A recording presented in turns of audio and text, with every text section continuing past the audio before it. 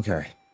Working on this video has been a process and a half, and it largely had nothing to do with tech difficulties or anything just related to the game. It was just a lot of IRL stuff behind the scenes that's been constantly nagging me, distracting me, and on top of all that, in regards to like the actual video working on this, I had a really hard time writing the script for this one. Let's get back on track. So, Kid Icarus for the NES was a fairly successful title. Sure, it wasn't a smash hit compared to say Super Mario Bros., The Legend of Zelda, and even Metroid, but it received fairly positive reviews and sold well, so of course a sequel would eventually be greenlit about 5 years later with this title called Kid Icarus of Myths and Monsters for the Game Boy, released back in 1991 in North America. Okay, so immediately I was a bit worried about this one because despite being developed by a Japanese team, this game would not be released in Japan until 2012 for the 3DS Virtual Console, about a month or so before the release of Kid Icarus Uprising. And with that development team, with the exception of Gunpei Yokoi, who was the producer for both this game and the NES title, as far as my research went, no one from the original dev team worked on this sequel. Instead of Toru Osawa, we have Masafumi Sakashida as the lead designer, with Hideo Kawaguchi on programming duties, and it was co-developed by Japanese game development studio TOS, I hope I said that correctly, who are known for developing Nintendo's Game & Watch Gallery series as well as some Dragon Ball titles. It's very strange though that no one from the original dev team came back for this game, and jumping way ahead here, Kid Icarus Uprising wasn't developed by this team either. That would be Project Sora, but I can save that for next time when we get there. We got a franchise that has 3 games, and all 3 games are made by completely different teams. Certainly a first if I've ever heard one. Oh man, and I couldn't even find out why this game never got released in Japan initially. First time I'm hearing something like that too, to my knowledge. Usually it's Western countries that end up not getting follow-up titles, like why we here in America never got the original Super Mario Bros. 2, now dubbed The Lost Levels. And if you want to know why we never got that game initially, take a moment to just look it up. You'll get your answer in about 5 seconds flat. Hell, even the classic Final Fantasy titles had a hard time making their way to other countries outside of Japan until Final Fantasy VII. Did you know we here in America never got the actual Final Fantasy 3 until the 3D remake of it for the DS in 2006? 16 years after the release of the original game? What a weird time. The story this time is surprisingly more simple than last time, to my surprise. So our adventure begins with Palutena having a nightmare involving demons, I'm assuming from the underworld, taking over Angel Island. Sure enough, that's proven to be right, so she instructs Pit to get his ass out there and kick some demon ass, but not Doom style unfortunately, though I would love to be rocking a double barrel shotgun for the funny of it. Pit once again will have to travel through 3 various locations, defeat the boss at the end of the stage's dungeon, and use the 3 sacred treasures to send the demons packing.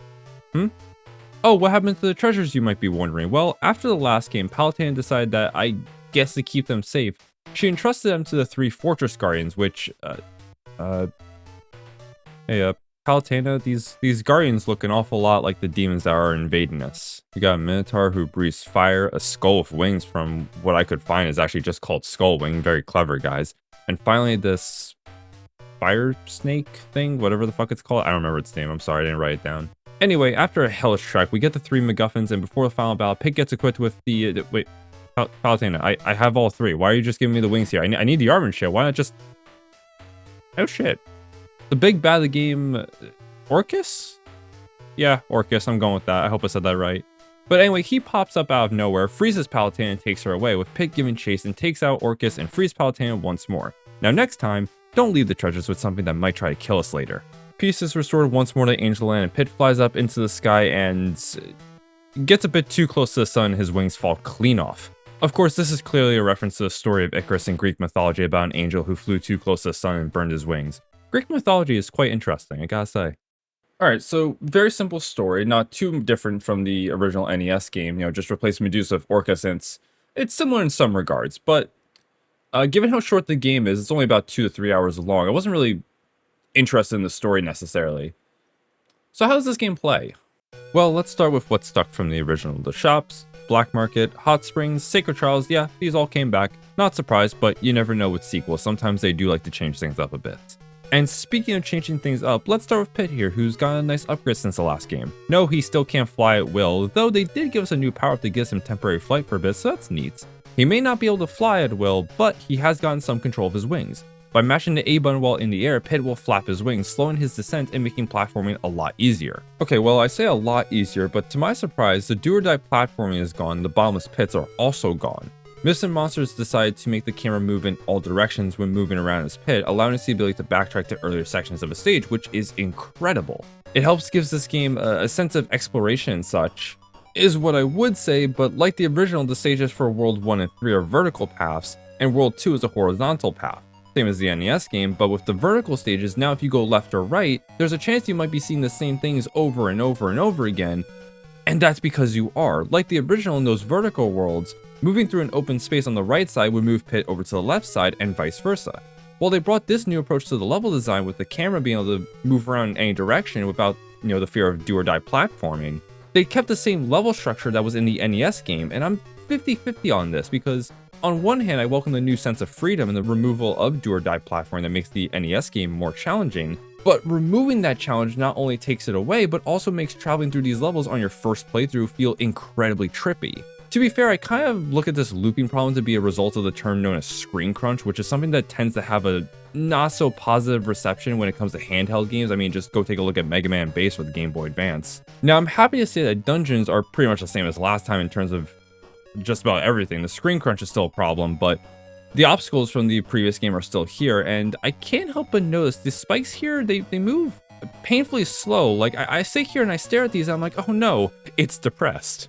The enemies are also about as interesting as they were in the last game, but a lot of the enemies from the last game aren't here. At least I don't think they are. The only exceptions to this, however, are the eggplant wizards, making my life hell as always, and the reapers who, wait, where'd he go? He was just there 5 seconds ago, what the fuck? Alright, so that's about it for the positive stuff. Now, I should stress, I actually didn't hate my time with this game. But if you want my short notes version of this, I'd say that while this isn't a bad time, you might be better off just playing the NES game. It offers a better sense of challenge, until the final stage at least, but one step at a time here.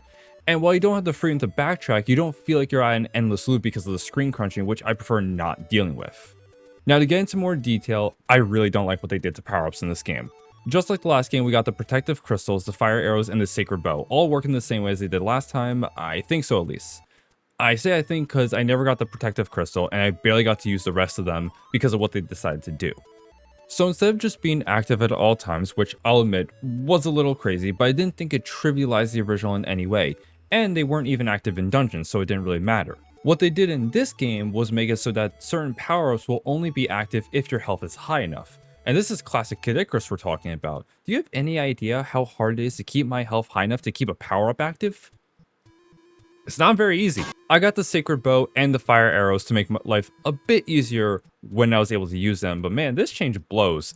You know what else really sucked? The entirety of the final stage. Oh god. So, just like the last game, you can get strength upgrades and health extensions, but you get so many strength upgrades to go around. I had 7 going into the final stage, and I thought I was set for life. So I get the final treasure, I make it to the final stage, Palutena appears, getting me geared up for the battle, and she just gives me the wings of Pegasus, and that's it, saying I didn't do enough training to wield all 3. Bitch, I carried these damn things to slay Medusa in the last game. You're telling me I suddenly can't wield all of them all of a sudden?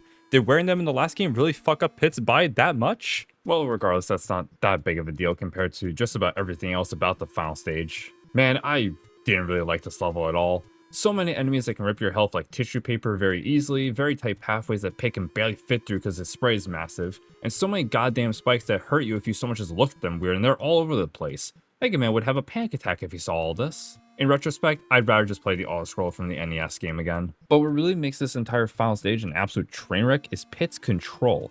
Now, because this isn't an auto-scroller, we do have full control of Pit now equipped with the treasures. But just how his slow descent mechanic works, Pit can now fly, but that requires me to repeatedly mash the A button to keep him in the air. And that's what really drove me crazy. They somehow made the final stage in this game feel worse to control than last time by giving us this incredibly clumsy way of handling flight. Having to keep him in the air in a steady path while also trying to take out enemies that can rip me a new one, and Pit drops like a rock if I stop pressing the A button for even a microsecond, causing me to take damage from spikes, makes going through the stage an absolute mess. Pit also felt about as heavy as he did in the last game too, I want to say, which just adds to the awkwardness of everything. Because of this absolute clusterfuck of a stage combined with painful controls that started to actually hurt my thumbs after a while, I couldn't finish this game. I got up to Orcus' final form before calling it quits, and despite the short length of the game, I didn't feel like playing through the entire game again and scouting for every possible upgrade just to make the final stage comfortable. Sure, maybe it's because I'm a stubborn dumbass, but I didn't feel like dying and restarting. My hands hurt so much from the constant button mashing I went through just to get as far as I did. I don't mind when a game is challenging. Why do you think I love doing raids in Final Fantasy XIV and torturing myself in old school RuneScape? But when I have a problem with the controls, that challenge is no longer fun. You see the footage of my attempts at the final boss here. I'm constantly having to rewind to before I died and pray I don't accidentally relive my moment of stupidity because of it. In my defense, I did something similar when recording the original Kid Icarus 2. That rewind feature is very handy, especially for boss battles. Aside from the final stage, the game controls wonderfully throughout, and that goes for both games. I don't know if Pit still slides around this game compared to the original. I couldn't really notice, to be honest with you. Music is nice though, and that's something I forgot to talk about last time. Both games have very nice soundtracks, but nothing from the Game Boy game really stuck with me. If you were to ask me to name a track from this game, I'd be drawing a blank, I'm sorry.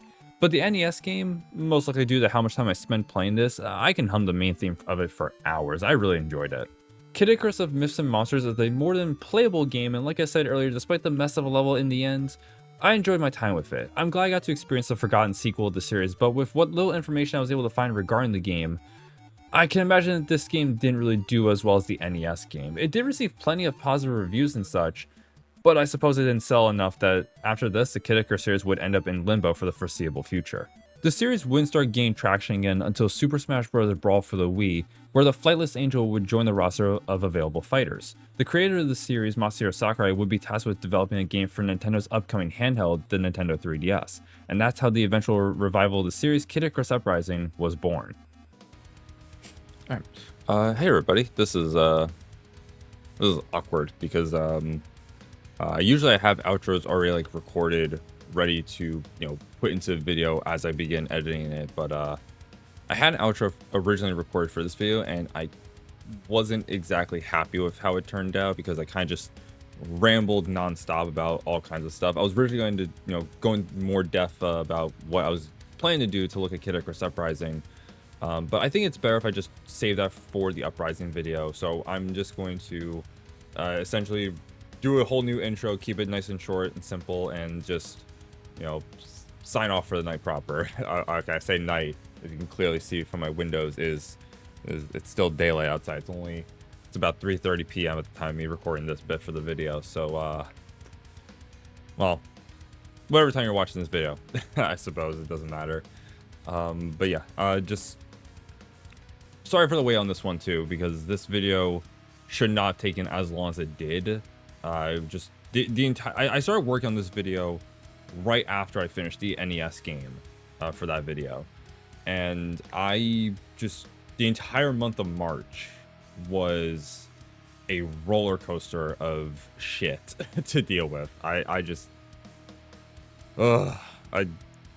Being an adult fucking sucks in this day and age. So that's kind of like the short notes version of what I was going through in March. It was just not a fun time. It was really difficult to work on this video in particular, despite it was shorter than the last game too, so you think it wouldn't take me too long to get this video done, but that's just how life is, unfortunately. What can you do? So yeah, that's really it. I'm just gonna go ahead and sign off, and I'll see you guys in the next video. I got potentially a video coming out before the Uprising video, because I'm still waiting for something to arrive before I can start working on the Uprising video, but I do have a special video that I'm going to start working on right now. As soon as I'm done with editing this video, because I'm still working on this video. I'm almost done though.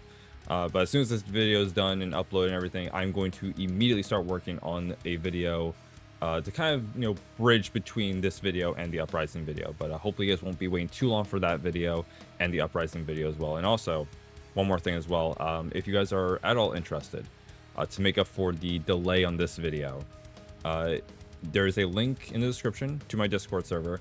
I do plan on hosting recording sessions for the Kid Icarus Uprising video. I'm going to be recording my entire time playing the game in my Discord server. I'm going to hang out, vibe. I'm going to, just going to chill out and, stream the game for you guys to watch me get my ass whooped, because I haven't played that game in a very long time. It's been, I want to say, close to a decade since I last played that game. And there's a lot of things I don't remember from it, and I'm bound to struggle a lot, and I think you guys would enjoy watching me suffer. So I'll leave it at that. I will have a date and times announced in the Discord server when the time comes. Hopefully sometime this month, hopefully close. I want to say around the end of April is when I hope I can start doing those. But anyway, You guys all have a fantastic rest of your day, night, evening, whatever time you're watching this video. I'll see y'all next time. Take care.